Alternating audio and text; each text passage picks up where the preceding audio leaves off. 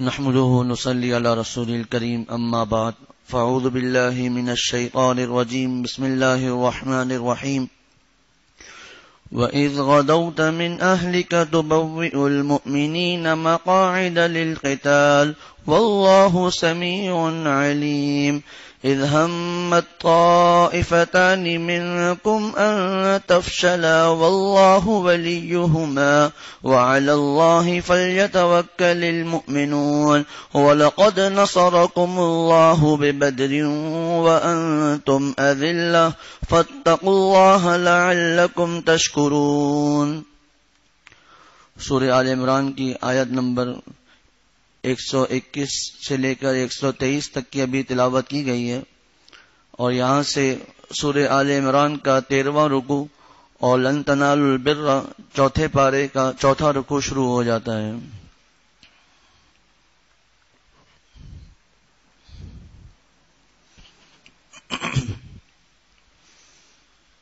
گزشتہ درس میں یہ آیت آئی تھی وَإِن تَصْبِرُوا وَتَتَّقُوا لَا يَضُرُّكُمْ كَيْدُهُمْ شَيْئًا، کہ اگر تم صبر اور تقوی سے کام لو تو ان کافروں کی چالیں تمہیں کوئی ذرہ بھی نقصان نہیں پہنچا سکتی، جس کی دلیل ان اگلی آیتوں میں دی کہ ان اگلی آیتوں میں 3 واقعات کا ذکر ہے، 3 غزوات کا ذکر ہے۔ سب سے پہلے غزوہ احد، اس کے ضمن میں غزوہ بدر، اور اس کے بعد آخر میں غزوہ حمراء الاسد۔ ان 3 غزوات کا ذکر ہے۔ اس میں یہ اشارہ ہے کہ چونکہ غزوہ بدر میں تم لوگوں نے مکمل تقوی اختیار کیا اور صبر سے کام لیا تو اللہ تعالیٰ نے تم کو فتح عطا فرمائی، یعنی صحابہ رضوان اللہ علیہم اجمعین۔ اسی طرح غزوہ حمراء الاسد، جس کا تذکرہ آج انشاءاللہ آخر میں مختصر آئے گا، اس میں بھی باوجود اس کے کہ تمہارے 70 ساتھی شہید ہو گئے تھے، خود حضور صلی اللہ علیہ وسلم بھی زخمی ہوئے تھے، تم لوگوں میں سے بہت سے لوگ زخمی ہوئے تھے، لیکن اس کے باوجود تم نے صبر سے کام لیا اور اللہ اور اس کے رسول صلی اللہ علیہ وسلم کی پکار پر لبیک کہا تو اللہ تعالیٰ نے وہاں بھی تمہیں فتح عطا فرمائی۔ اور احد میں جو ظاہری طور پر کچھ شکست ہوئی اور 70 صحابہ شہید ہوئے، بہت سے زخمی ہوئے، خود آپ صلی اللہ علیہ وسلم بھی زخمی ہوئے، اس کی وجہ یہ تھی کہ تھوڑا سا صبر اور تقوی میں کچھ کمی آ گئی تھی۔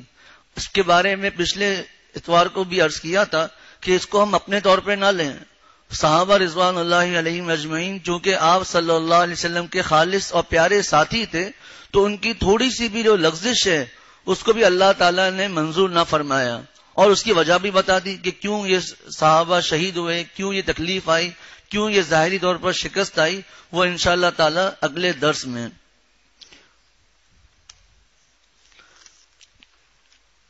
اگر اس واقعے سے پہلے جائیں گے تو پہلے چلتے چلتے بہت زیادہ تفصیل ہو جائے گی، کہ مختصراً یہ عرض کرتا ہوں کہ جب آپ صلی اللہ علیہ وسلم نے نبوت کا اعلان کیا تو اس سے پہلے تمام مکہ کے لوگ آپ صلی اللہ علیہ وسلم کو صادق اور امین کہتے تھے، حضور صلی اللہ علیہ وسلم کی تعریف کرتے تھے، لیکن جب آپ صلی اللہ علیہ وسلم نے نبوت کا اعلان کیا تو پہلے ہی دن سے مخالفت شروع ہو گئی، اور حضور صلی اللہ علیہ وسلم کو مکہ شریف میں 13 سال مسلسل ستاتے رہے، آپ صلی اللہ علیہ وسلم کے صحابہ کو ستاتے رہے، حتیٰ کہ جو عورتیں مسلمان ہوئیں صحابیات رضوان اللہ علیہن اجمعین ان کو بھی ستاتے رہے۔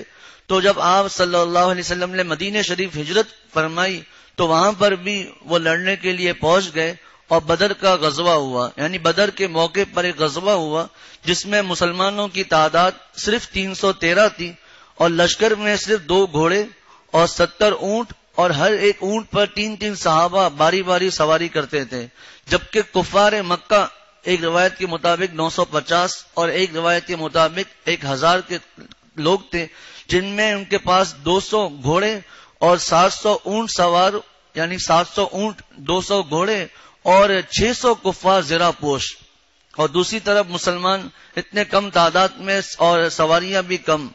اس غزوے میں صرف 14 مسلمان شہید ہوئے اور کفار کے بڑے بڑے سردار مارے گئے، 70 لوگ مارے گئے اور 70 ہی ان کے لوگ قید ہوئے جن کو مدینے لایا گیا۔ پھر ان کے ساتھ کیسا سلوک کیا گیا، کیا محبت دی گئی، اس کی ابھی تفصیل کا موقع نہیں، صرف ایک بات عرض کر دیتا ہوں کہ بعض صحابہ خود بھوکے رہتے تھے، قیدیوں کو کھانا کھلاتے تھے. کسی کے پاس اگر کھجور بھی تھی اور روٹی بھی تھی تو خود کھجور کھا لی، اس کے آگے روٹی رکھ لی. ایسا سلوک کیا گیا ان قیدیوں کے ساتھ. اب یہ مختصراً سے بات ہو رہی ہے کہ اصل آج جو موضوع ہے وہ غزوہ احد کا ہے. تو بدر کی فتح نے پورے عرب میں مسلمانوں کی دھاک بیٹھا دی کہ ہاں اسلام بھی کوئی مذہب ہے. اب ایک طرف تو مسلمان خوشیاں منا رہے ہیں، دوسری طرف جو کفار مکہ ہیں ان کے گھر گھر میں ماتم ہو رہا ہے کہ ہمارے بڑے بڑے سردار مارے گئے. اب انہوں نے آپس میں یہ عہد کر لیا، قسمیں کھا لی کہ اب ہمیں مسلمانوں سے بدر کا انتقام لینا ہے. اور یہ بھی سمجھ گئے کہ جب تک ہم پوری طرح محنت نہیں کریں گے تب تک ہمیں مسلمانوں پر فتح حاصل نہیں ہوگی. اب کئی وجوہات سے کفار مکہ کے لیے مسلمانوں پر حملہ کرنا ضروری ہو گیا تھا. ایک تو بدر کے جو لوگ تھے ان کا بدلہ لینا چاہتے تھے، دوسرا یہ کہ جو ان کی تجارت تھی جو مدینہ شریف کے راستے سے وہ غالباً ملک شام کی طرف جاتے تھے وہ بھی نہیں ہو پاتی تھی، اور تیسرا اپنی دوبارہ وہ دھاک اہل عرب پر بیٹھانا چاہتے تھے. اس لیے انہوں نے فیصلہ کیا کہ ایک زبردست قسم کی جنگ ہونی چاہیے جس میں مسلمانوں کا پورا صفایا کر دیا جائے. اب انہوں نے اپنا پورا نفع ایک لشکر پر خرچ کیا اور تقریباً 3000 کے قریب کفار جمع ہوئے. 3000، اور اس لشکر میں 200 گھڑ سوار اور 700 زرہ پوش اور 15 عورتیں ساتھ میں تھیں جو گیت گا گا کر ان کفاروں کے جذبات جن کو ابھارنے تھے، اور اپنے بدر میں جو لوگ مارے گئے ان کا جو اس زمانے میں مرثیہ پڑھا جاتا تھا، اشعار کہے جاتے تھے دوسرے تاکہ روئیں اور ان کے جذبات ابھریں، اس اشعار کے پڑھنے کے لیے 15 کے قریب عورتیں ان کے ساتھ تھیں. جیسے ہی وہ لشکر وہاں سے روانہ ہونے کا وقت قریب آیا تو آپ صلی اللہ علیہ وسلم کے چچا حضرت عباس رضی اللہ تعالی عنہ نے ایک آدمی کو بھیجا کہ فوراً جاؤ اور جلدی سے پہنچ کر حضور صلی اللہ علیہ وسلم کو خبر دو کہ آپ پر حملہ کرنے کے لیے کفار اس طرح آ رہے ہیں. اور یہ حضرت عباس رضی اللہ تعالی عنہ اس وقت تک ابھی مسلمان نہیں ہوئے تھے، لیکن آپ صلی اللہ علیہ وسلم کے چچا تھے، اس لیے انہوں نے اطلاع کرنے کے لیے بھیج دیا.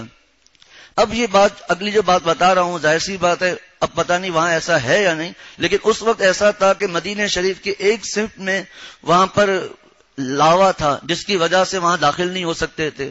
کچھ جگہیں ایسی تھی کہ وہاں پر پہاڑیاں جلی ہوئی تھی، وہاں سے بھی وہ نہیں جا سکتے تھے. تو ان کفار مکہ نے ایسی جگہ کا انتخاب کیا کہ ہم تو جیتیں گے ہی، جیت کر سیدھا مدینہ شریف میں جا کر ہم لوگ حملہ کریں گے. تو انہوں نے احد کے قریب ایک جگہ پر پڑاؤ ڈال دیا. ادھر آپ صلی اللہ علیہ وسلم نے اپنے صحابہ سے مشورہ کیا کہ کیا کرنا چاہیے کہ اتنی بڑی فوج 3000 یہ لوگ ہیں اور مسلمان تو اتنے نہیں، تو کیا کیا جائے. تو آپ صلی اللہ علیہ وسلم کی رائے یہ تھی کہ مدینہ شریف میں رہ کر حملہ کیا جائے.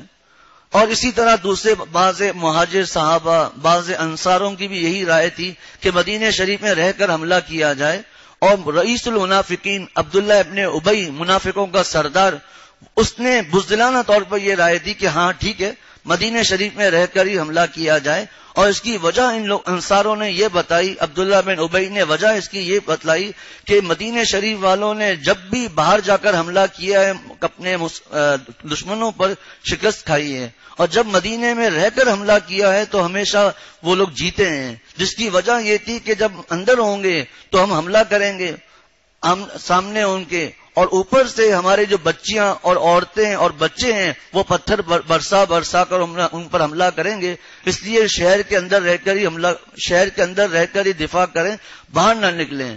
لیکن حضرت حمزہ رضی اللہ تعالی عنہ، حضرت نعمان بن بشیر رضی اللہ تعالی عنہ، حضرت سعد بن عبادہ رضی اللہ تعالی عنہ اور بہت سے وہ نوجوان صحابہ جو جنگ بدر میں شریک نہیں ہوئے تھے یا پھر وہ اللہ تعالیٰ کے اوپر جان دینے کے لیے تیار تھے اور کفاروں پر حملہ کرنا چاہتے تھے، تو ان کی رائے یہ تھی کہ نہیں، ان کے اوپر باہر جا کر حملہ کیا جائے تاکہ وہ یہ نہ سمجھیں کہ مسلمان بزدل ہو گئے ہیں. اور حضرت حمزہ رضی اللہ تعالی عنہ نے تو یہاں تک کہہ دیا تھا کہ اللہ کی قسم میں اس وقت تک کچھ کھاؤں گا نہیں جب تک میں مدینے سے باہر نکل کر ان پر حملہ نہ کر دوں. حضرت نعمان بن بشیر رضی اللہ تعالی عنہ کے بارے میں آتا ہے کہ انہوں نے آپ صلی اللہ علیہ وسلم سے عرض کیا کہ مجھے جنت سے نہ روکیں، میں ضرور جنت میں داخل ہوں گا. آپ صلی اللہ علیہ وسلم نے فرمایا کیسے؟ کا نمبر 1 پہلی وجہ یہ کہ میں اللہ اور اس کے رسول صلی اللہ علیہ وسلم سے سب سے زیادہ محبت کرتا ہوں، اور دوسری وجہ یہ کہ میں یہ یقین رکھتا ہوں اللہ ایک ہے، اس کا کوئی شریک نہیں، محمد الرسول اللہ اللہ تعالیٰ کے رسول ہیں، اور میں لڑائی میں پیٹھ دکھا کر نہیں بھاگوں گا۔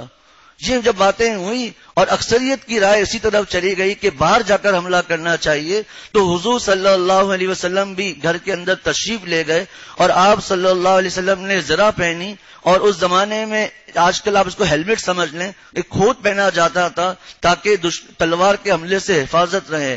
حضور صلی اللہ علیہ وسلم عمامہ پہن کر، تلوار لے کر، زرہ پہن کر، کھوت پہن کر باہر تشریف لائے۔ اس وقت صحابہ میں آپس میں یہ بات ہوئی کہ ہمارے اوپر کوئی وحی تو نہیں آتی، ہم نے کیسے حضور صلی اللہ علیہ وسلم کے سامنے اپنی رائے بڑھ چڑھ کر کی؟ وہ معافیاں مانگنے لگے کہ اے محبوب صلی اللہ علیہ وسلم، جس طرح آپ چاہیں گے اسی طرح ہوگا، ہم مدینے میں رہ کر ہی حملہ کرتے ہیں۔ اس وقت آپ صلی اللہ علیہ وسلم نے فرمایا جب نبی زرہ پہن لے، ہتھیار پہن لے، تو اس کو یہ بات زیب نہیں دیتی کہ وہ ہتھیار اتار دے۔ مفتی شفیع صاحب رحمۃ اللہ علیہ فرماتے ہیں نبی نعوذ باللہ کوئی بزدل نہیں ہوتا جو پیچھے ہٹ جائے، بڑھ چڑھ کر حملہ کرتا ہے، اس لیے آپ صلی اللہ علیہ وسلم نے منع فرما دیا کہ اب باہر جا کر ہی حملہ کریں گے۔ بہت زیادہ تفصیل ہے، تاریخ امت مسلمہ میں تقریباً 17 صفحات اس کے بارے میں لکھیں، لیکن میں مختصراً جو یہاں پر کچھ ضروری باتیں وہ بس عرض کروں گا۔ حضور صلی اللہ علیہ وسلم نے جمعے کی نماز پڑھائی، اور جمعے کی نماز پڑھنے کے بعد باہر جب تشریف لائے تو آپ اب دیکھیے یہاں پر جو لوگ کہتے ہیں اسباب کی ضرورت نہیں، اب بار بار موقع نہیں ہوگا، ہم خود غور کریں گے کہ آپ صلی اللہ علیہ وسلم نے کس کس طرح اسباب کو بار بار اختیار فرمائے ہیں۔ حضور صلی اللہ علیہ وسلم کی رائے یہ تھی کہ چونکہ وہ لوگ بہت زیادہ ہیں تو اچانک سامنے نہیں جانا چاہیے، یعنی ان کے بالکل سامنے گلی کوچوں سے ہوتے ہوئے تاکہ کسی کو پتہ نہ چلے، اچانک جا کر ایک مناسب جگہ پر ہمیں پہنچ جانا چاہیے۔ اس لیے آپ صلی اللہ علیہ وسلم نے فرمایا کوئی ہے جو ہمیں ایسے راستے سے دشمن کے قریب پہنچا دے کہ ہمیں ان کے سامنے سے نہ گزرنا پڑے۔ ایک صحابی ابو خیثمہ رضی اللہ تعالیٰ عنہ نے عرض کیا کہ اے محبوب صلی اللہ علیہ وسلم، میں اس خدمت کے لیے تیار ہوں، اور وہ مدینہ شریف کے باغوں سے ہوتے ہوئے آپ صلی اللہ علیہ وسلم کو لے جا رہے تھے۔ اتنے میں ایک منافق کا باغ آ گیا جس کے بارے میں آتا ہے کہ وہ نابینا تھا۔ اس نے کہا کہ میں اس کی اجازت نہیں دوں گا کہ آپ لوگ میرے باغ سے جا کر گزریں، اپنی منافقت کا ثبوت پیش کیا، لیکن اس وقت اس بات کا وقت نہیں تھا کہ اس کو سمجھایا جائے۔ آپ صلی اللہ علیہ وسلم نے اس کی بات کو نظر انداز کیا کیونکہ ریاست کی حفاظت کا معاملہ تھا، اور حضور صلی اللہ علیہ وسلم وہاں سے گزرنے لگے۔ جب احد کے قریب پہنچے تو عبداللہ ابن ابی منافقوں کا سردار، اب اس پر ایک پورا تفصیلی بیان ہے جس پر ہمارے حضرت والا شیخ العرب والعجم حضرت مولانا شاہ حکیم محمد اختر صاحب رحمۃ اللہ علیہ کی کتاب ہے مشورے کے بارے میں، ابھی اس کا تفصیلی موقع نہیں۔ عبداللہ بن ابی نے یہ کہا کہ جب ہماری رائے نہیں مانی، ہماری بات جب نہیں مانی گئی تو ہم خامہ کا اپنی جان کیوں آپ کے سامنے ضائع کریں آپ لوگوں کے لیے، میں اس لڑائی میں شریک نہیں ہوتا۔ یہ کہہ کر اپنے 300 لوگوں کو الگ کر دیا، 300 لوگوں کو اس نے آ کر الگ کر دیا۔ ایک صحابی رضی اللہ تعالیٰ عنہ گئے کہ میں تمہیں تمہاری جان، اللہ کا جملہ نہیں، میں تمہیں تمہاری جان اور رسول اللہ صلی اللہ علیہ وسلم کی جان کا واسطہ دیتا ہوں کہ تم مہربانی کر کے آ جاؤ۔ تو اس شخص نے جو جملہ کہا اللہ تعالیٰ نے قرآن پاک میں نازل کیا، لو نعلم قتالا لاتبعناکم، لو نعلم قتالا لاتبعناکم، اگر یہ کوئی لڑائی ہوتی جس کو لڑائی کہا جاتا عقل کے حساب سے تو میں ضرور تم لوگوں کے ساتھ لڑائی کرتا۔ یہ کیسی لڑائی ہے کہ ایک طرف وہ 1000 ہیں اور وہ لوگ 3000 ہیں اور ہم لوگ 1000 ہیں، یہ کوئی لڑائی نہیں ہے۔ یہ کہہ کر وہ الگ ہو گیا۔ علماء فرماتے ہیں کہ پہلے سے ہی 700 افراد ہوتے تو یہ کیفیت نہ ہوتی، لیکن 1000 ساتھ ہیں، سامنے 3000 ہیں، این موقع پر کچھ ساتھی الگ ہو جائیں تو اس کا اثر کچھ نہ کچھ پڑتا ہی ہے۔ اس کی مثال ہم یوں سمجھیں کہ اگر ہم اپنے دوستوں کے ساتھ ایک جائز طریقے سے گھومنے جا رہے ہیں، 100 افراد ساتھ ہوں اور 80 لوگ یہ کہہ کر الگ ہو جائیں کہ ہم آپ کے ساتھ کیا گھومنے جائیں، بتائیے دل کی حالت کیا ہوگی کہ اچانک اتنے لوگ کم ہو گئے۔ تو یہ پہلے جب 1000 تھے ویسے ہی کم تھے، اب 300 یہ منافق اچانک ایک ساتھ الگ ہو گئے، اور بعض روایتوں میں آتا ہے کچھ سچے صحابہ بھی اس کی باتوں میں اس وقت آ گئے تھے۔ تو 300 لوگ ہٹ گئے، اب صرف 700 لوگ رہ گئے۔ اس موقع پر اوس اور خزرج کے 2 جماعتیں تھیں جن کا نام آتا ہے۔ اوس کے ایک قبیلہ تھا بنی سلمہ جو پکے مسلمان تھے، اور خزرج کا ایک قبیلہ آتا ہے بنی حارثہ، یہ ان لوگوں کے دلوں میں بھی وسوسہ آیا، اذ ہمت طائفتان، ایک وسوسہ آیا کہ ہم لوگ بھی چلے جائیں اور شریک نہ ہوں. آگے اس کی تفصیل قرآن پاک کی آیت میں آ رہی ہے، لیکن اللہ تعالیٰ نے ان کی مدد کی، وہ لوگ پیچھے نہیں ہٹے. اب 700 افراد اور سامنے 1000، یعنی 4 گنا زیادہ. 4 گنا بھی پہنچے تو 2800 ہوتے ہیں، وہ پھر بھی 3000 لوگ تھے. لیکن حضرت مولانا اسماعیل ریحان صاحب لکھتے ہیں کہ اسلامی فوج کو سخت دھچکا لگا، مگر اللہ کی رحمت اور حضور صلی اللہ علیہ وسلم جیسے بے مثال قائد کی رہنمائی شامل حال تھی، اس لیے مسلمان ہمت نہ ہارے.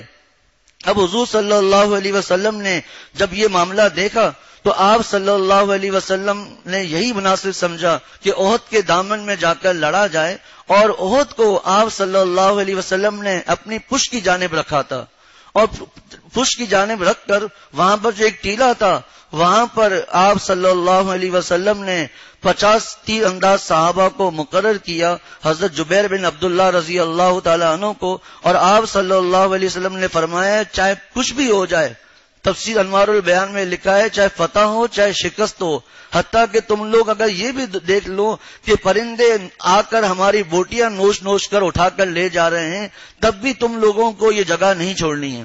یعنی اتنے سنگین حالات بھی اگر پیش آ جائیں، چاہے فتح ہو چاہے شکست ہو، اور چاہے یہ تم یہ دیکھ لو کہ پرندے بھی ہماری بوٹیوں کو نوچ نوچ کر لے جا رہے ہیں، تب بھی تم یہ جگہ مت چھوڑنا. احد کے پہاڑ پر آپ صلی اللہ علیہ وسلم نے پڑاؤ ڈالا. حضرت والد صاحب دامت برکاتہم کی رائٹنگ میں لکھا ہوا ہے کہ حضور صلی اللہ علیہ وسلم نے فرمایا احد پہاڑ ہم سے محبت کرتا ہے، ہم احد پہاڑ سے محبت کرتے ہیں. پہاڑ، حضرت والد صاحب نے فرمایا کہ غالباً حضرت والا کی ہی بات ہے کہ پہاڑ ہو کر حضور صلی اللہ علیہ وسلم سے محبت کرتا ہے، اور ہم انسان ہو کر آپ صلی اللہ علیہ وسلم سے محبت نہیں کرتے.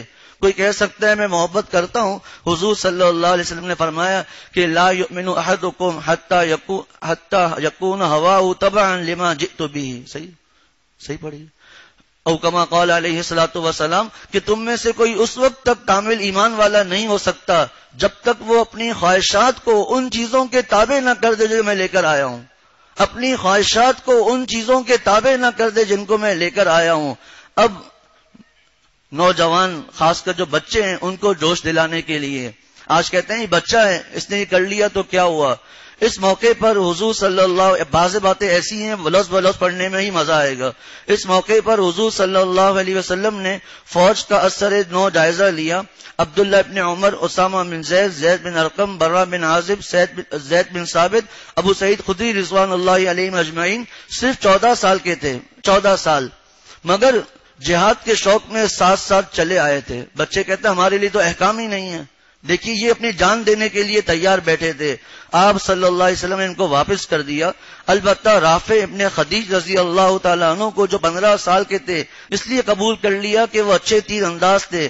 آپ صلی اللہ علیہ وسلم نے انہیں دستے میں شامل کر لیا. ایک صحابی تھے حضرت سمرہ بن جندب رضی اللہ تعالیٰ عنہ، انہوں نے کہا میں بھی 15 سال کا ہوں، مجھے بھی شامل کریں، لیکن نہیں شامل کیا گیا. کہا ٹھیک ہے میری اور رافع کی آپ کشتی کروا دیجئے. جب کشتی کروائی تو حضرت سمرہ بن جندب رضی اللہ تعالیٰ عنہ نے ان کو پچھاڑ دیا. حضور صلی اللہ علیہ وسلم نے ان کو بھی لشکر میں شامل کر دیا. اب ایک طرف کفار مکہ، خالد بن ولید رضی اللہ تعالیٰ عنہ جو اس وقت تک مسلمان نہیں ہوئے تھے، بڑے زبردست جنگجو، پچھلے درس میں بھی عرض کیا تھا کہ ایسے ماہر تھے کہ رومیوں کے 1,00,000 کے لشکر میں اپنے 1,000 ساتھیوں کو لے کر چلے گئے. اور یہ وہ شخص تھے جب وہ یہ مسلمان ہوئے اور 2 صحابہ اور، تو آپ صلی اللہ علیہ وسلم نے فرمایا آج مکے والوں نے اپنے دلوں کے پھل کو تمہارے حوالے کر دیا. ایسے زبردست صحابی. اور دوسرے اکرمہ بن ابی جہل، یہ بھی اس وقت تک مسلمان نہیں ہوئے تھے، بعد میں آ کر مسلمان ہوئے. ابو جہل کا بیٹا، یہ حضور صلی اللہ علیہ وسلم سے دشمنی میں تڑپ رہے تھے، اپنے باپ کی موت کا بدلہ لینے کے لیے تیار تھے.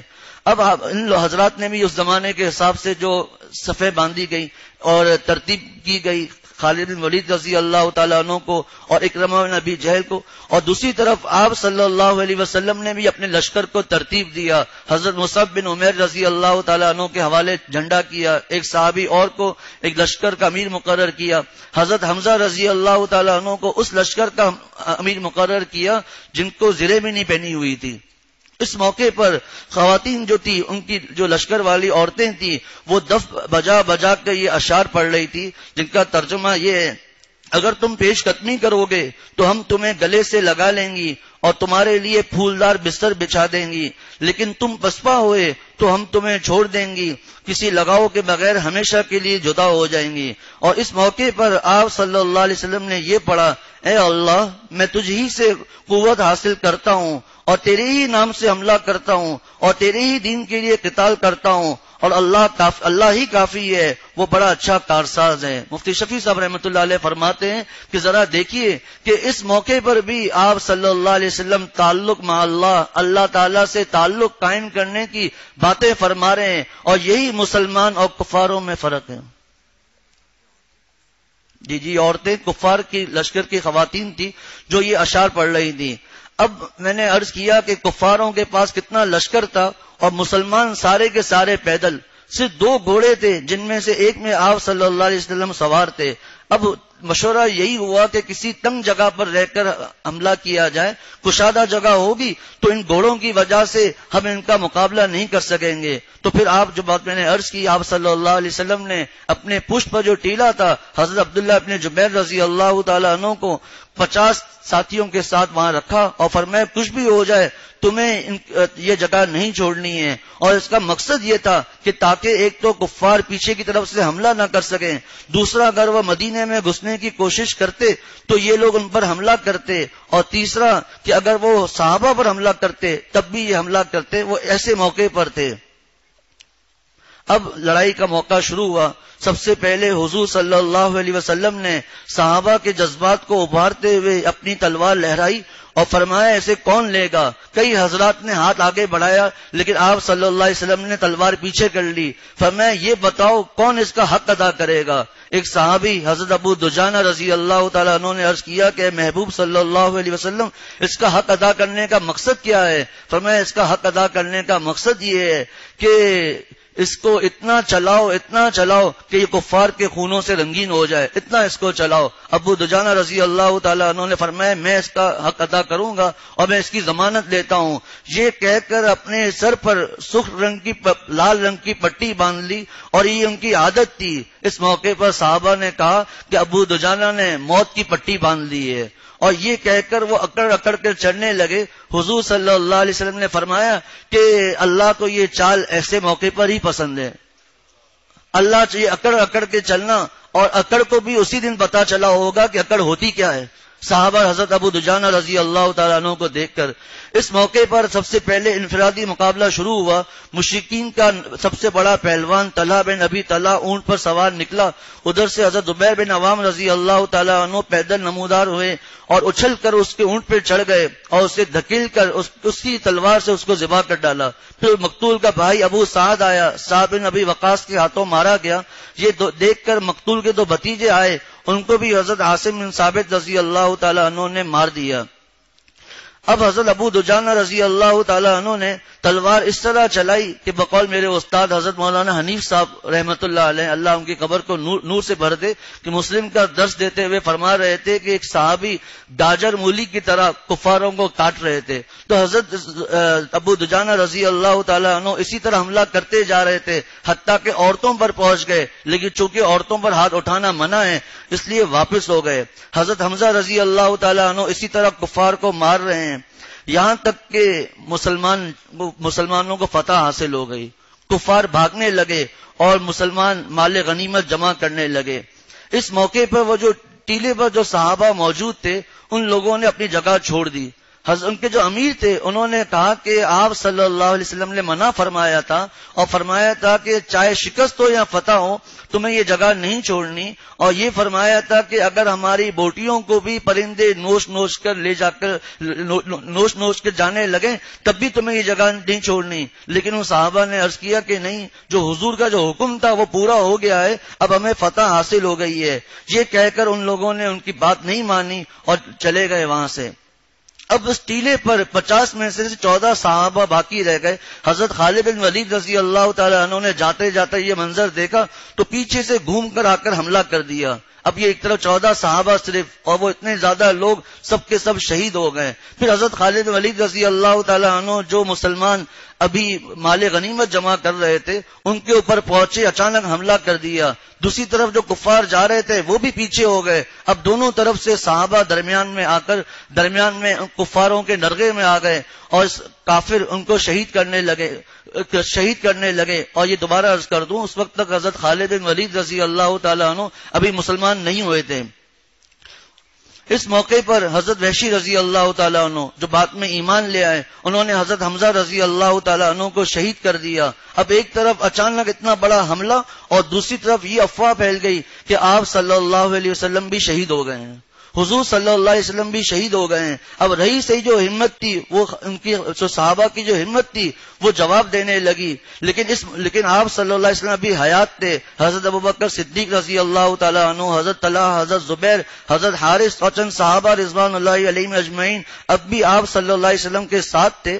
چونکہ آپ سب دیکھیں دوبارہ اسباب، حضور صلی اللہ علیہ وسلم نے اپنی زرہ کو حضرت کعب بن مالک رضی اللہ تعالیٰ عنہ کی زرہ سے بدل دیا تھا تاکہ کوئی مجھے پہچان نہ سکے، اس لیے پہچان نہیں پا رہے تھے. لیکن اس کے باوجود کفاروں نے آپ صلی اللہ علیہ وسلم پر کئی حملے کیے، پتھر پھینکے، جس سے آپ صلی اللہ علیہ وسلم کے دندان مبارک زخمی ہو گئے. اور پھر ایک کافر نے حملہ کیا جس سے حضور کے پیشانی پر زخم آیا. ایک اور کے حملے سے جو اس زمانے میں جو خود پہنی جاتی تھی اس کی کڑیاں حضور صلی اللہ علیہ وسلم کے رخساروں میں جا کر گھس گئی، جس کی وجہ سے خون بہ رہا تھا. اب عورتیں، اس زمانے میں ابھی پردے کا حکم نہیں آیا تھا. یہ غزوہ جب 3 ہجری میں ہوا ہے اور پردے کا حکم 5 ہجری میں آیا تھا. رسول اللہ صلی اللہ علیہ وسلم کا دفاع کرنے والوں میں ام عمارہ رضی اللہ تعالی عنہا بھی تھی. وہ آپ کے دائیں بائیں تلوار اور تیر چلا رہی تھی عورت. ان کے ساتھ ہی ان کے خاوند زید بن عاصم، 2 بیٹے حبیب اور عبداللہ بھی شیروں کی طرح مشرکین سے لڑ رہے تھے. ام عمارہ ایک کافر سے الجھ گئی. اس نے ایسی تلوار ماری کہ ام عمارہ کے کندھے سے بوٹی اتر گئی. ام عمارہ نے زخم کی پرواہ نہ کرتے ہوئے جواباً کئی حملے کیے لیکن وہ بچ گیا. حضور صلی اللہ علیہ وسلم نے دیکھا کہ ام عمارہ کے پاس ڈھال نہیں ہے. آپ صلی اللہ علیہ وسلم نے ایک صحابی کو حکم دیا وہ اپنی ڈھال انہیں دے دیں. ام عمارہ رضی اللہ تعالی عنہا نے ڈھال لے کر زیادہ جوان مردی سے لڑنے لگی. ام عمارہ اس دن کو یاد کرتے ہوئے فرماتی تھی کہ ہمیں گھڑ سواروں نے زیادہ نقصان پہنچایا، اگر وہ ہماری طرح پیدل ہوتے تو ہم انہیں مزہ چکھاتے. جب کوئی گھڑ سوار حملہ کرتا تو ام عمارہ رضی اللہ تعالی عنہ ڈھال کے ذریعے بڑی مہارت سے بچاؤ کرتی اور اس کی تلوار کچھ نہ بگاڑ پاتی. جب وہ واپس مڑتا تو ام عمارہ رضی اللہ تعالی عنہ اس کے گھوڑے کے پاؤں پر وار کرتی. گھوڑے اور گھڑ سوار کے گرتے ہی حضور صلی اللہ علیہ وسلم ام عمارہ کے بیٹے کو آواز دیتے، عمارہ کے بیٹے اپنی ماں کی مدد کرو. دونوں ماں بیٹا مل کر دشمن کو نپٹا دیتے. اس دوران ایک حملہ آور ان کے بیٹے عبداللہ بن زید کا ہاتھ شدید زخمی کر دیا. ام عمارہ دوڑ کر آئیں، اپنے تھیلے سے مرہم پٹی کا سامان نکالا اور پٹی باندھ کر کہا جا میرے بچے دشمن سے لڑ، جا میرے بیٹے دشمن سے لڑ. حضور نے فرمایا کہ ام عمارہ کون ہے جو تم جیسی ہمت رکھتا ہو؟ اتنے میں ایک کافر حملے کے لیے دوڑا. حضور صلی اللہ علیہ وسلم نے فرمایا ام عمارہ یہی ہے تمہارے بچے کو زخمی کرنے والا. ام عمارہ نے آگے بڑھ کر اس کی پنڈلی پر ایسا وار کیا کہ وہ گر پڑا. پھر بیٹے کے ساتھ مل کر اس کا کام تمام کر دیا. آپ صلی اللہ علیہ وسلم نے فرمایا تم نے اپنا بدلہ لے لیا، اللہ کا شکر ہے جس نے تمہاری آنکھیں ٹھنڈی کر دی. مشرکین نے براہ راست حملے ناکام دیکھ کر تیر برسانے شروع کر دیے۔ یہ دیکھ کر ابو دجانہ رضی اللہ تعالی عنہ تیزی سے لپکے اور حضور پر اوندے جھک گئے۔ مشرکین کے تیر ان کی پشت میں پیوست ہوتے گئے۔ آپ صلی اللہ علیہ وسلم کو تکلیف نہ پہنچے، چاہے ہمیں کتنی بھی تکلیف پہنچے، لیکن ہمارے محبوب صلی اللہ علیہ وسلم کو تکلیف نہ پہنچے۔ اب کچھ مسلمان منتشر تھے، ابھی ان کو پتا نہیں تھا کہ آپ صلی اللہ علیہ وسلم حیات ہیں یا شہید ہو گئے ہیں، وہ یہی سمجھ رہے تھے شہید ہو گئے۔ اس موقع پر ثابت بن دحدہ رضی اللہ تعالیٰ عنہ نے آواز لگائی، اے انصاریوں آؤ میری طرف، میں ہوں ثابت بن دحدہ، اگر حضور شہید ہو گئے ہیں تو کیا، مگر اللہ تو موجود ہے، تم اپنے دین کو بچانے کے لیے لڑو۔ اب صحابہ ان کے ساتھ ہو گئے، لیکن دوسری طرف حضرت خالد بن ولید، حضرت اکرمہ بن ابی جہل، حضرت عمر بن عاص جو ابھی تک مسلمان نہیں ہوئے تھے، ان سب نے ان صحابہ کو شہید کر دیا۔ حضرت انس بن نضر، حضرت انس بن مالک جو آپ صلی اللہ علیہ وسلم کے خادم تھے، بچپن سے ہی خدمت کی، ان کے چچا انس بن نضر جو غزوہ بدر میں شریک نہیں ہوئے تھے، اور انہوں نے یہ تہیہ کیا ہوا تھا کہ جب مجھے موقع ملے گا میں حضور صلی اللہ علیہ وسلم کا ساتھ دوں گا۔ جب انہوں نے یہ دیکھا تو یہ فرمانے لگے کہ حضور صلی اللہ علیہ وسلم کے بعد تم زندہ رہ کر کیا کرو گے، آگے بڑھو اور جس مقصد کے لیے ہمارے آقا نے جان دی ہے اس پر جان دے دو۔ اس وقت صحابہ منتشر ہو رہے تھے، جس کی تفصیل آگے آئے گی۔ تو حضرت سعد رضی اللہ تعالیٰ عنہ بھی منتشر ہونے لگے، تو حضرت انس بن نضر رضی اللہ تعالیٰ عنہ نے کہا کہ سعد کہاں جا رہے ہو؟ میں تو احد کے دامن میں جنت کی خوشبو محسوس کر رہا ہوں، آؤ اللہ کے راستے میں جان دیتے ہیں۔ یہ حضرت انس رضی اللہ تعالیٰ عنہ شہید ہو گئے۔ کعب بن مالک رضی اللہ تعالیٰ عنہ زخمی ہو چکے تھے، وہ فرماتے ہیں کہ میں نے دیکھا زرہ میں ملبوس اور اسلحے سے لیس ایک لہیم شہین کافر مسلمانوں پر بڑا بھاری پڑ رہا تھا اور چیخ چیخ کر کہہ رہا تھا کہ انہیں باندھ باندھ کر مارو۔ اتنے میں ایک نقاب پوش مسلمان اس کے سامنے آ گیا، دونوں آپس میں الجھ گئے۔ مسلمان نے ایسی تلوار کھینچ کے ماری جو اس کے کاندھے سے اتر کر ران تک اتر گئی، وہ کافر زرہ سمیت دو حصوں میں کٹ گیا۔ وہ ایسا حملہ تھا، ایسی طاقت تھی، یہ اسلام کی طاقت تھی۔ انشاءاللہ آگے آئے گا کہ ہمارے استاد ماسٹر خالد صاحب دامت برکات تم نے ایک شعر لکھوایا تھا کہ کافر ہے جو کرتا ہے شمشیر پر بھروسہ، مومن ہے تو بے تیغ لڑتا ہے سپاہی۔ پچھلے درس میں بھی یہ مضمون آیا تھا کہ مسلمانوں کو اس سے غرض نہیں ہونی چاہیے کہ ہم تعداد میں اتنے ہیں، وہ ایمان کی طاقت سے لڑتے ہیں، یہ ایمان کی ہی طاقت تھی۔ تب اس نقاب پوش نے اپنا چہرہ کھولتے ہوئے کہا، کعب دیکھو نا، میں ہوں ابو دجانہ رضی اللہ تعالیٰ عنہ، ہم کہیں گے۔ حضرت علی، اب ایک ایک صحابہ کا معاملہ آ رہا ہے، اس کو کیا حالت تھی حضور کی محبت میں۔ حضرت علی رضی اللہ تعالیٰ عنہ مسلمانوں کی لاشوں کو دیکھتے پھر رہے تھے۔ جب حضور صلی اللہ علیہ وسلم نہ دکھائی دیے تو سوچنے لگے یہ ممکن نہیں کہ حضور میدان چھوڑ جائیں، مگر وہ شہداء میں بھی نہیں ہے۔ اس کا مطلب یہ ہے کہ اللہ تعالیٰ نے ہماری لغزش سے ناراض ہو کر انہیں آسمان پر اٹھا لیا ہے۔ اب یہی کرنا چاہیے کہ دشمنوں سے لڑتے ہوئے جان دے دوں۔ یہ سوچ کر انہوں نے تلوار کی نیام توڑ دی اور مشرکین پر جھپٹ پڑے۔ یہ حملہ اتنا زور کا تھا کہ کفار دور دور تک ہٹ گئے۔ تب حضرت علی رضی اللہ تعالیٰ عنہ نے دیکھا نبی اکرم صلی اللہ علیہ وسلم ان کے نرغے میں ہیں۔ اتنے میں آپ صلی اللہ علیہ وسلم نے پکارا، علی انہیں روکو۔ حضرت علی رضی اللہ تعالیٰ عنہ دشمن پر جھپٹ پڑے، نہایت زور و شور سے تلوار چلا کر انہیں پسپا کر دیا۔ اتنے میں دوسری جماعت حملہ آور ہوئی۔ رسول اللہ صلی اللہ علیہ وسلم نے پھر حضرت علی کو حکم دیا، پھر انہوں نے بھگا دیا۔ پھر آپ صلی اللہ علیہ وسلم نے عرض کیا، دو زرہیں پہنی ہوئی تھی، جن میں سے ایک زرہ اوپر والی حضرت کعب بن مالک رضی اللہ تعالیٰ عنہ کی تھی۔ ہیلمٹ جس کو کھوت کہتے ہیں وہ بھی پہنا ہوا تھا، تو آپ صلی اللہ علیہ وسلم پہچان میں نہیں آ رہے تھے، لیکن حضور صلی اللہ علیہ وسلم کی آنکھوں کی چمک تھی، جو نور تھا، اس کے ذریعے صحابہ نے پہچان لیا کہ آپ صلی اللہ علیہ وسلم ابھی حیات ہیں۔ تو حضرت کعب بن مالک رضی اللہ تعالیٰ عنہ خوش ہو گئے اور کہنے لگے کہ آپ صلی اللہ علیہ وسلم حیات ہیں، خوش ہو، نعرہ لگایا۔ آپ صلی اللہ علیہ وسلم فرمایا خاموش رہو۔ اب صحابہ کرام حضور صلی اللہ علیہ وسلم کو اپنے حلقے میں لیے ہوئے احد پہاڑ کی طرف بڑھنے لگے۔ مشرکین قدرے پسپائی کے بعد ایک بار پھر تیزی سے آئے۔ رسول اللہ صلی اللہ علیہ وسلم نے فرمایا، ہے کوئی جوان مرد جو انہیں بھگا دے؟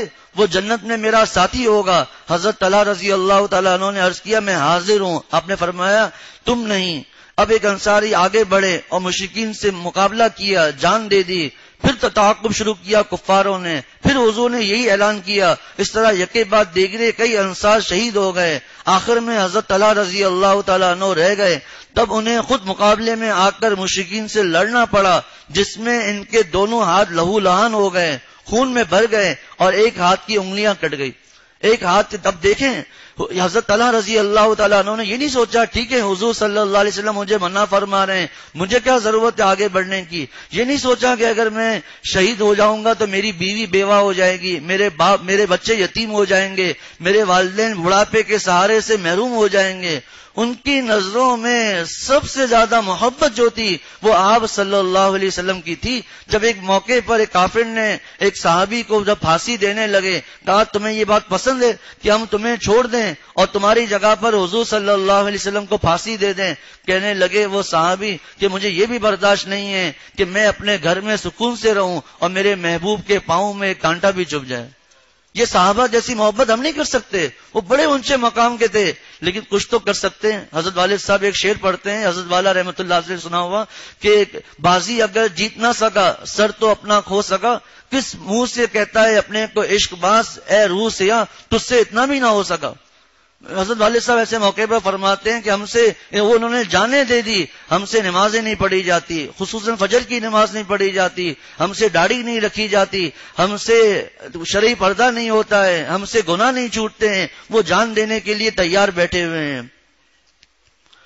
ابی بن خلف یہ ہجرت سے پہلے کافروں کا سردار آپ صلی اللہ علیہ وسلم سے کہتا تھا کہ میں تجھے نعوذ باللہ قتل کروں گا۔ حضور نے فرمایا انشاءاللہ میں ہی تجھے قتل کروں گا۔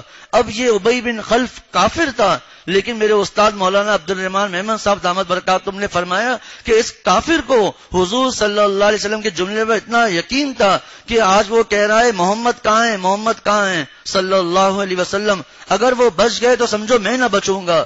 یہ کہہ کر اس نے نیزہ لیا اور حضور صلی اللہ علیہ وسلم کو تلاش کر رہا ہے۔ کسی نے روکنے کی کوشش کی صحابہ میں سے، حضور نے فرمایا چھوڑ دو۔ حضور نے ایک صحابی سے نیزہ لیا اور ان کا جو خود تھا، جو میں نے کہا ہیلمٹ اور زرہ کے درمیان تھوڑی سی ایک جگہ خالی تھی گردن پر، وہاں پر حضور نے نیزہ دے مارا۔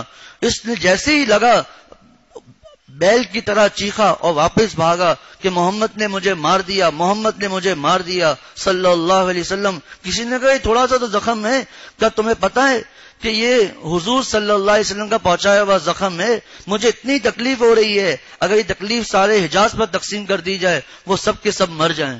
ان کافروں کو حضور کی باتوں پر یقین تھا۔ مشرکین اب بھی آپ صلی اللہ علیہ وسلم کی تلاش میں تھے۔ اب آپ صلی اللہ علیہ وسلم قدرے بلندی پر تھے، کئی صحابہ بھی آپ کے پاس جمع ہو چکے تھے، ان میں زخمی بھی تھے، صحیح سالم بھی تھے، ان میں ابو طلحہ بھی تھے جو زبردست تیر انداز تھے۔ انہوں نے اپنی ڈھال کھڑی کر کے حضور صلی اللہ علیہ وسلم کو اس کے پیچھے چھپا لیا اور حریف پر مسلسل تیر برسانے لگے۔ حضور صلی اللہ علیہ وسلم ان کی تیر اندازی دیکھنے کے لیے بار بار سر مبارک اٹھا کر دشمنوں کو یہ دیکھتے تھے کہ دشمن کو تیر لگا یا نہیں۔ ابو طلحہ بے قرار ہو کر کہتے کہ اللہ کے نبی میرے ماں باپ آپ پر قربان، آپ مت جھانکیے، آپ سے پہلے میرا سینہ حاضر ہے۔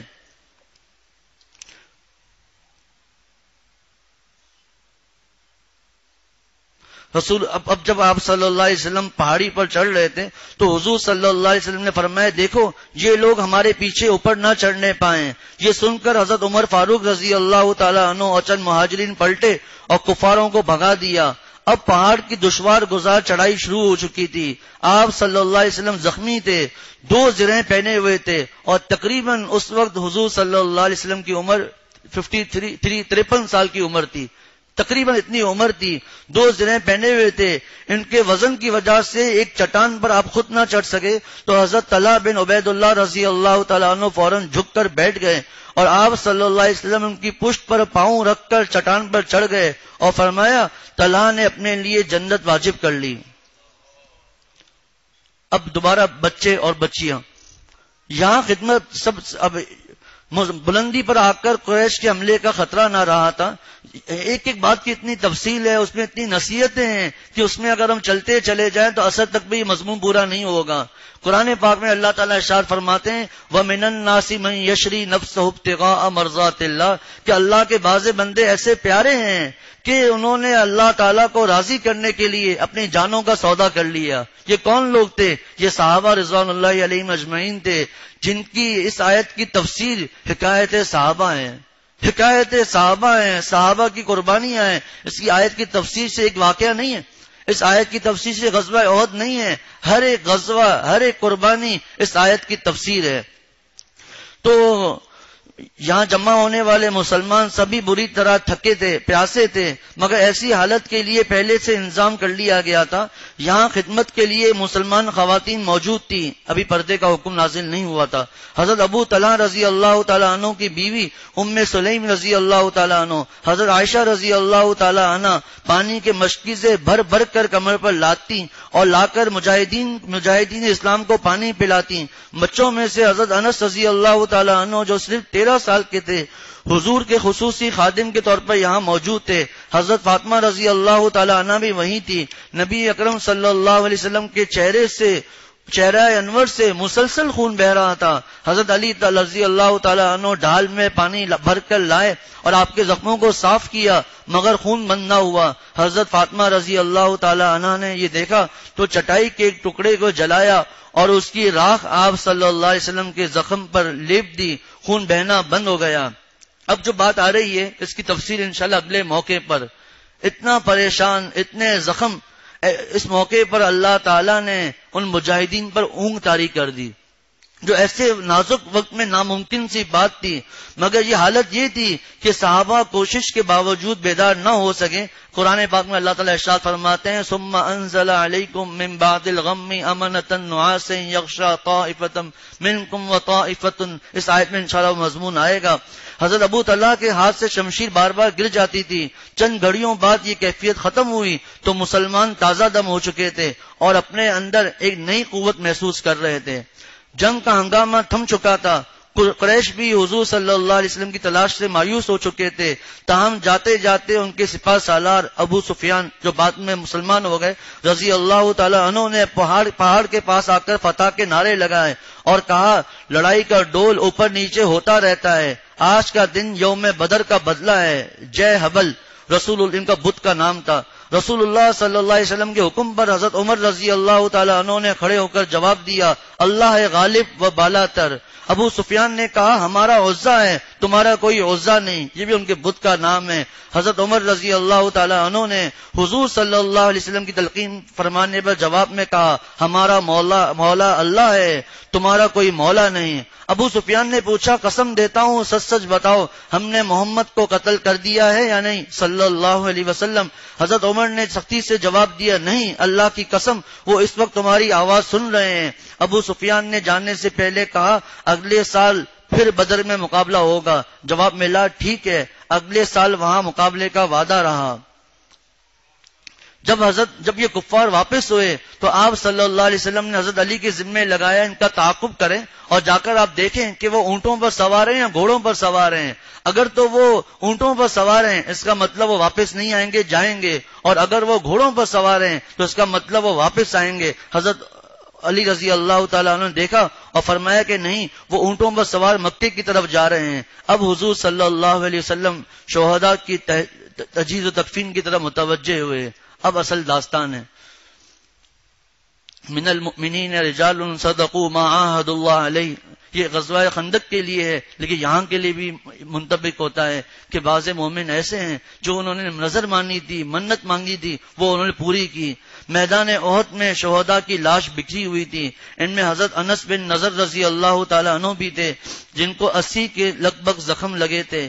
لاش ناقابل شناخت ہو گئی تھی. ان کی بہن نے انگلیوں کے پوروں سے انہیں پہچانا کہ میرا بھائی ہے. شہادت کی سعادت پانے والوں میں اسیر رضی اللہ تعالی عنہ بھی تھے. وہ اسی دن اسلام لائے تھے اور سیدھے میدان کارزار میں پہنچ گئے تھے. میدان جنگ میں خوب داد شجاعت دی اور آخر میں شدید زخمی ہو کر گر پڑے. جنگ کے بعد جب مسلمانوں نے ان کو دیکھا تو آخری لمحہ چل رہا تھا کسی کو پتا نہ تھا یہ مسلمان ہو گئے ہیں. پوچھا تم یہاں کیسے؟ اسلام کی خاطر آئے ہو یا قوم کی خاطر آئے ہو؟ بولے اسلام کی خاطر، میں اللہ اور رسول پر ایمان لا چکا ہوں. یہ کہہ کر دم توڑ دیا. حضور صلی اللہ علیہ وسلم نے فرمایا یہ جنتی ہے. اور یہ ایسے جنتی تھے جنہوں نے ایک وقت کی نماز نہیں پڑھی تھی. یہ ایسے جنتی تھے جنہوں نے ایک وقت کی بھی نماز نہیں پڑھی. اب اگلا جو واقعہ بہت تفصیلی ہے، حضرت عمر بن جموح رضی اللہ تعالیٰ عنہ، لیکن مختصر یہ کہ وہ ایک پاؤں سے معذور تھے. ان کے بیٹوں نے ان کو چلنے سے منع کیا، لیکن انہوں نے ضد کی کہ مجھے تو جانا ہی ہے. بچوں نے کہا بوڑھے ہیں، معذور ہیں. جا کر انہوں نے حضور سے عرض کیا کہ محبوب صلی اللہ علیہ وسلم، میرے لڑکے مجھے آپ کے ساتھ جہاد پر جانے سے روک رہے ہیں. اللہ کی قسم میں چاہتا ہوں کہ اپنے لنگڑے پاؤں سے جنت میں چلوں پھروں. یہ بھی شہداء میں شامل تھے. حضرت حنظلہ رضی اللہ تعالیٰ عنہ غسیل الملائکہ، حضرت حنظلہ رضی اللہ تعالیٰ عنہ یہ ایک بڑے کافر کے بیٹے تھے جو غزوہ احد میں شامل تھا. مسلمانوں سے اس کو ایک نفرت تھی.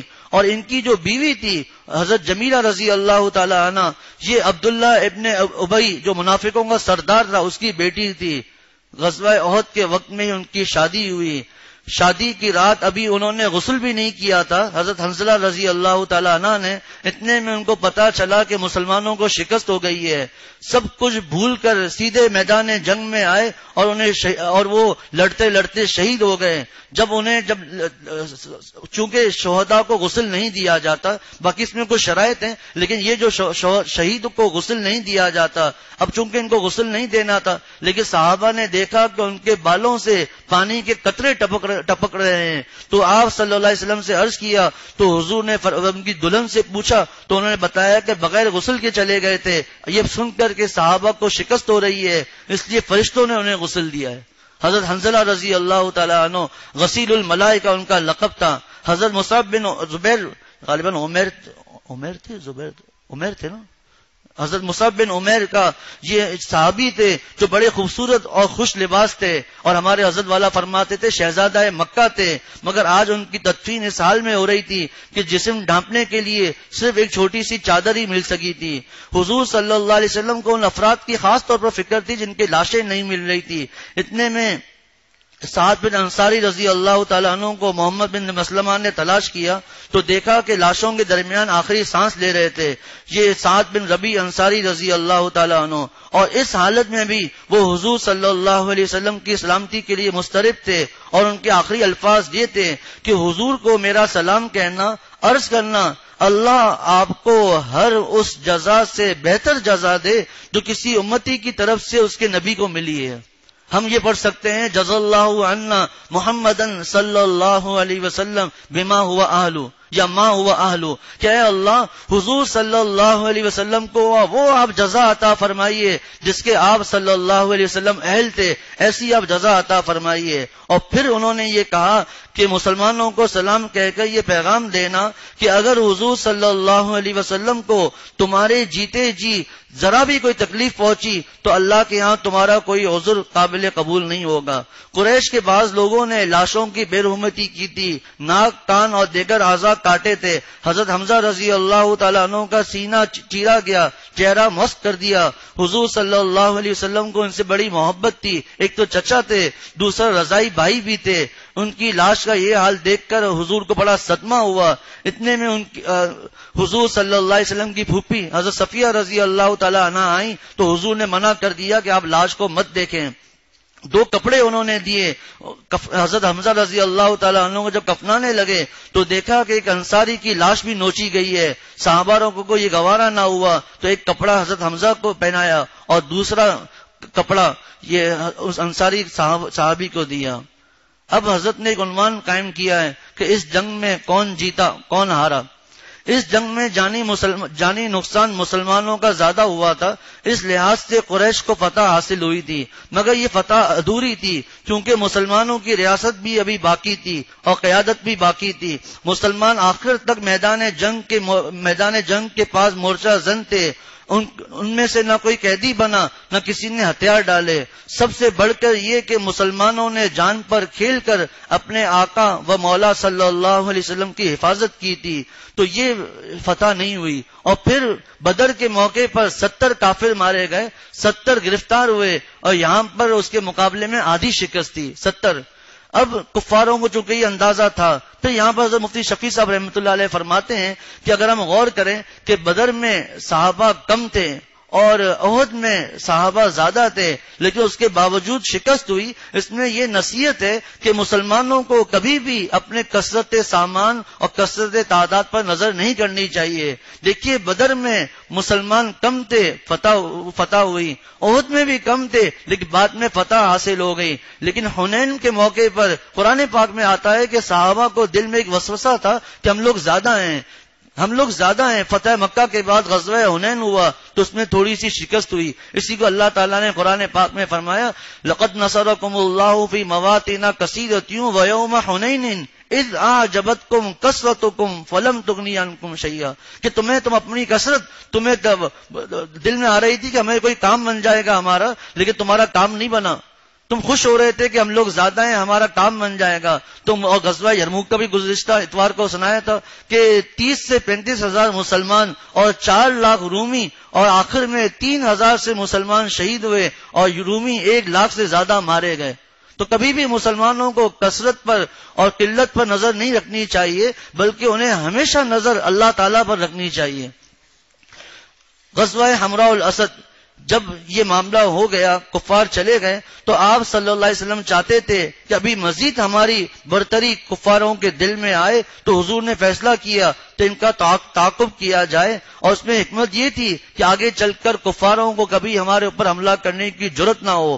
لیکن اس کی تفصیل انشاءاللہ جب اپنے موقع پر میں عرض کروں گا انشاءاللہ تعالی، تو حضور صلی اللہ علیہ وسلم نے 3 دن تک وہاں پر قیام کیا، جب اطمینان ہو گیا تو واپس ہوئے۔ عمارہ کو جنگ میں 12 زخم لگے تھے، بستر پر پڑی تھی۔ جب انہوں نے مدینے کی گلیوں میں یہ آواز سنی الی حمراء الاسد، یعنی چلو حمراء الاسد کی طرف چلو، تو وہ فوراً جیسے ہی وہ صدا سنی بے تاب ہو گئیں، خود کو کپڑوں میں اچھی طرح لپیٹا اور اٹھنے لگی، مگر زخم تازہ تھے، ان سے خون جاری ہو گیا۔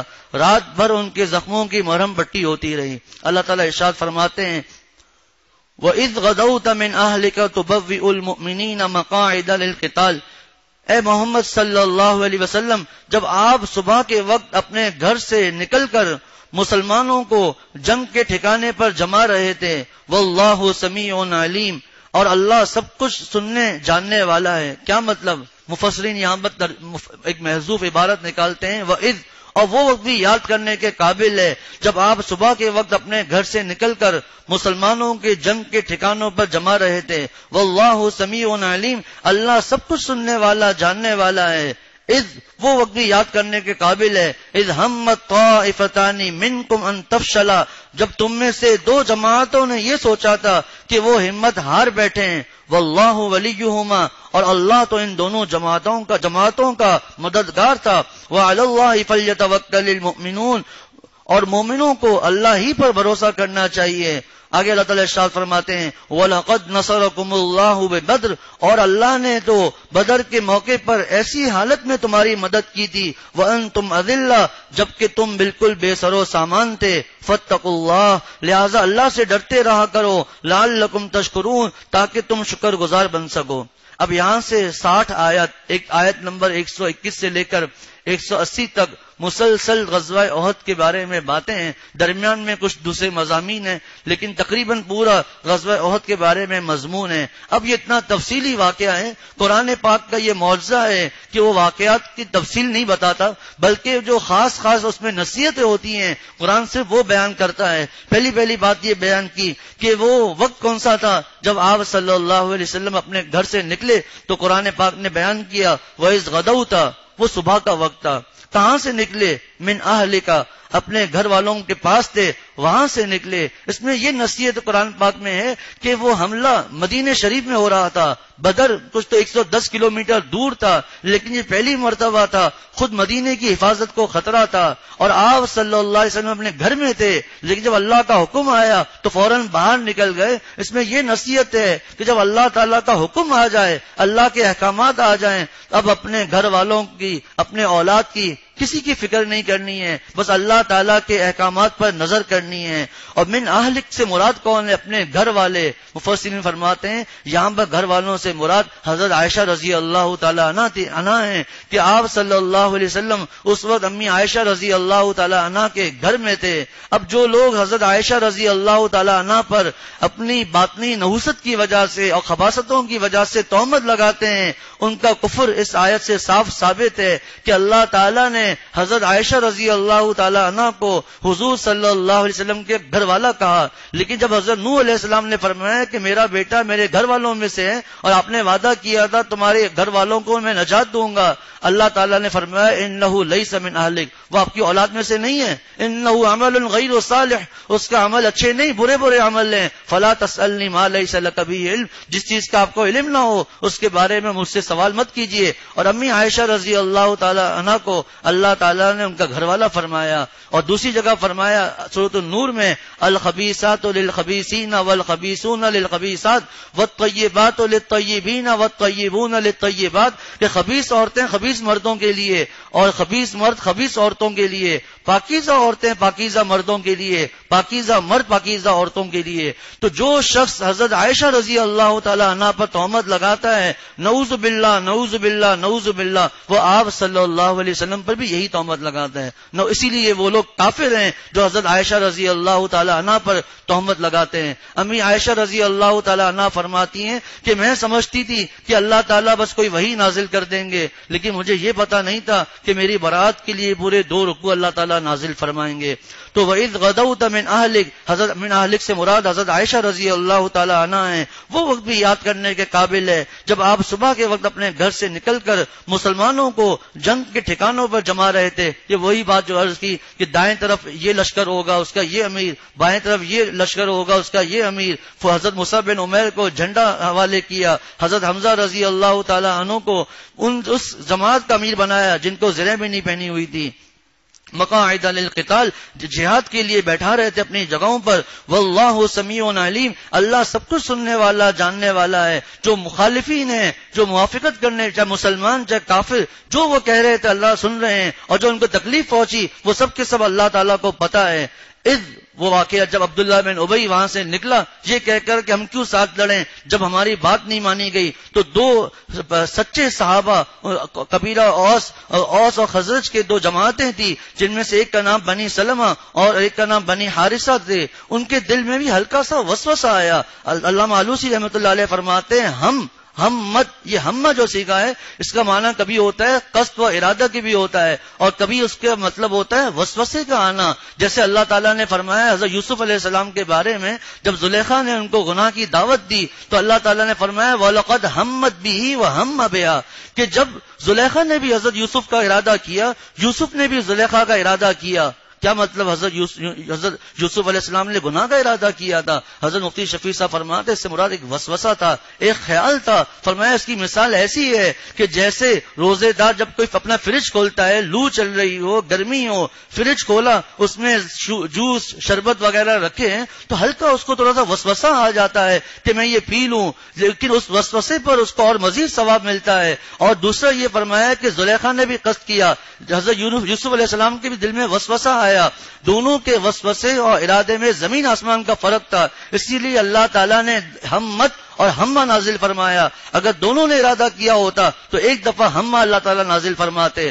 تو وَلَقَدْ ہَمَّتْ بِهِ وَهَمَّ بِهَا لَوْلَا أَن رَّأَىٰ بُرْهَانَ رَبِّهِ, اگر وہ اپنے رب کی کوئی دلیل نہ دیکھ لیتے تو وہ بھی گناہ میں مبتلا ہو جاتے. وہ دلیل کیا تھی؟ تفسیروں میں لکھا ہے کہ اللہ تعالیٰ نے انہوں نے حضرت یعقوب علیہ السلام کو دیکھا کہ حضرت یعقوب علیہ السلام اوپر ہیں اور اپنی انگلی اپنے دانتوں سے چبا رہے ہیں. تو یہ دونوں کے قصد اور ارادے میں زمین آسمان کا فرق تھا. زلیخا کا پکا ارادہ تھا, حضرت یوسف علیہ السلام کے دل میں سے ایک وسوسہ اور خیال آیا تھا.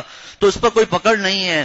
فرمایا اذ ہمت، ان کے دل میں بھی ایک وسوسہ آیا تھا کہ ہم لوگ یہاں سے چلے جائیں. تو اذ ہمت طائفتانی، جب دو جماعتوں نے یہ سوچا کہ وہ بھی ہمت ہار بیٹھیں اور چلے جائیں، لیکن فرمایا اللہ تعالیٰ نے فرمایا ان کا جو چلے جانا تھا یہ اس وجہ سے ان کے دل میں یہ وسوسہ آیا، قلت سامان، قلت تعداد کی وجہ سے دل میں ایک وسوسہ آیا، ورنہ ان کا ایمان کوئی کمزور نہیں تھا. دلیل ان کے ایمان کے قوی ہونے کی، واللہ ولیہما، واللہ ولیہما، اور اللہ تو ان دونوں جماعتوں کا مددگار تھا. اس دونوں قبیلوں کے بعض بزرگ فرماتے ہیں کہ ٹھیک ہے تھوڑی سی ہم تو اس آیت میں ہمارے اوپر عتاب تو آیا، لیکن آگے اللہ تعالیٰ نے ہماری تعریف کی ہے کہ میں ان کا دوست ہوں یا میں ان کا کارساز ہوں یا میں ان کا مددگار ہوں. اس میں ہماری تعریف ہے اس آیت میں، واللہ ولیہما، اور اللہ تو ان دونوں جماعتوں کا مددگار تھا. آگے چونکہ مسلمان کا ایک عقیدہ یہ ہے کہ کبھی بھی مسلمانوں نے تعداد پر، اسلحے پر نظر نہیں کی، بلکہ مسلمانوں کو حکم یہ ہے کہ اپنے طور پر جتنا تم ساز و سامان جمع کر سکتے ہو وہ کر کے اللہ تعالیٰ پر بھروسہ کرو. چونکہ ان کے دل میں جو وسوسہ آیا اس کی وجہ یہ تھی کہ ان کے اندر بھروسہ تھوڑا سا کم ہو گیا تھا، تو اسی کو اللہ تعالیٰ فرما رہے وَعَلَى اللَّهِ فَلْيَتَوَكَّلِ الْمُؤْمِنُونَ، اور مومنوں کو اللہ ہی پر بھروسہ کرنا چاہیے. توکل، مفتی شفیع صاحب رحمۃ اللہ علیہ فرماتے ہیں کہ بعض حضرات یہ سمجھتے ہیں کہ توکل کا مطلب یہ ہے کہ اسباب کو چھوڑو اللہ تعالیٰ پر نظر رکھو. نہیں، توکل کا مطلب یہ ہے کہ اسباب پورے اختیار کرو اور نظر رکھو اللہ تعالیٰ پر. جب آپ صلی اللہ علیہ وسلم معراج کے سفر پر جا رہے تھے، براق پر موجود تھے، بیت المقدس پہنچے، وہاں پہنچ کر براق تھا.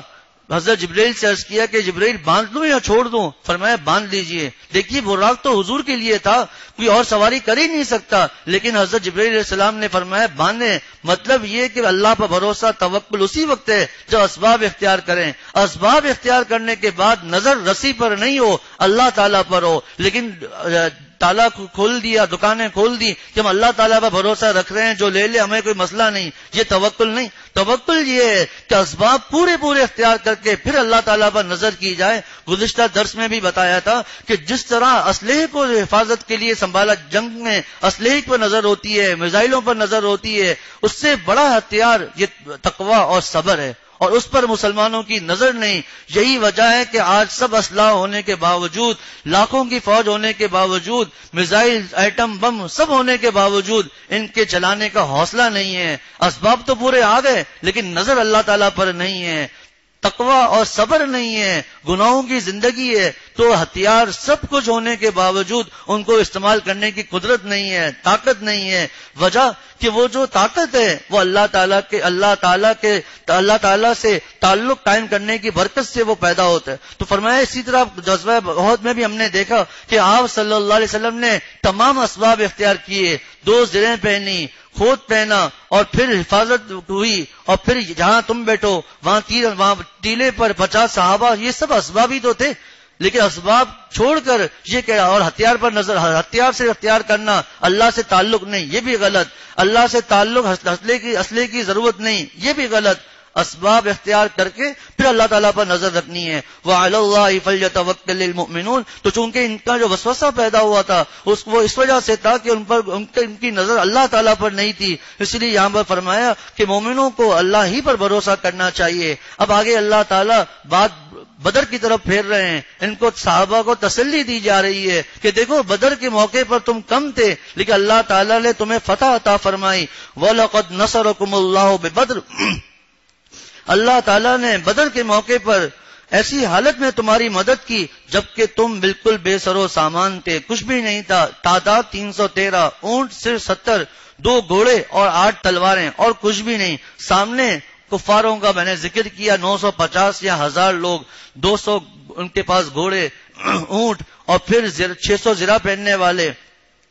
وَلَقَدْ نَصَرَكُمُ اللَّهُ بِبَدْرٍ. اور اللہ نے بدر کے موقع پر ایسی حالت میں تمہاری مدد کی تھی جب تم بالکل بے سر و سامان تھے. اور اس مدد کی وجہ کیا تھی؟ تقویٰ، اللہ تعالیٰ سے تعلق مع اللہ تعالیٰ سے تعلق، حضور صلی اللہ علیہ وسلم کے احکامات پر چلنا. تو جس طریقے پہ تم بدر میں کامیاب ہوئے وہ تقویٰ تھا. تو فاتقوا اللہ، اللہ سے ڈرو یعنی تقوی اختیار کرتے رہو، لعلکم تشکرون تاکہ تم شکر گزار بن سکو. اور شکر سے زبانی نہیں ہے الحمدللہ رب العالمین یا الحمدللہ علی کل حال، نہیں، شکر زبانی بھی ہو اور قلبی بھی ہو، شکر لسانی بھی ہو قلبی بھی ہو، تب اصل شکر ادا ہوگا. تو بدر کی یاد دلا کر ان کو تسلی دی جا رہی ہے. دیکھو بدر کے موقع پر ہم نے تمہیں فتح عطا فرمائی تھی، اس کی وجہ یہ تھی کہ تم اللہ تعالیٰ سے گہرا تعلق تمہارا قائم تھا. پھر وہ انشاءاللہ اگلے دروس میں آتا رہے گا وہ کیا لغزشیں تھیں جس کو کوئی گناہ نہیں کہہ سکتا. اور سب سے بڑی بات یہ کہ اللہ تعالیٰ نے خود فرما دیا وَلَقَدْ عَفَا اللَّهُ عَنْهُ کہ اللہ تعالیٰ نے تحقیق اللہ تعالیٰ نے انہیں معاف کر دیا ہے.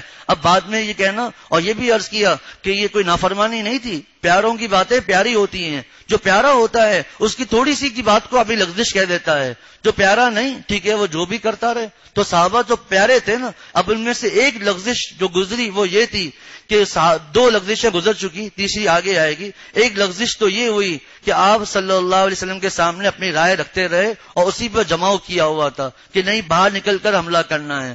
اور دوسری لغزش کہ جب آپ صلی اللہ علیہ وسلم نے فرما دیا کہ پہاڑ کو کسی حالت میں چھوڑنا نہیں ہے، لیکن انہوں نے وہ جگہ چھوڑ دی، گو کہ اجتہادی غلطی تھی کہ وہ سمجھے وہ حکم پورا ہو گیا ہے، پھر جان بوجھ کر حضور کی نافرمانی نہیں کی، تب یہ حالات ہوئے. اور ہمارا آج یہ حالات ہیں کہ ہم جان بوجھ کر حضور صلی اللہ علیہ وسلم اور اللہ تعالیٰ کے احکامات کی نافرمانیاں کرتے ہیں. اللہ تعالیٰ مجھے ہم سب کو قرآن پاک کے احکامات پر عمل کرنے کی توفیق عطا فرمائے. وآخر دعوانا الحمدللہ رب العالمین.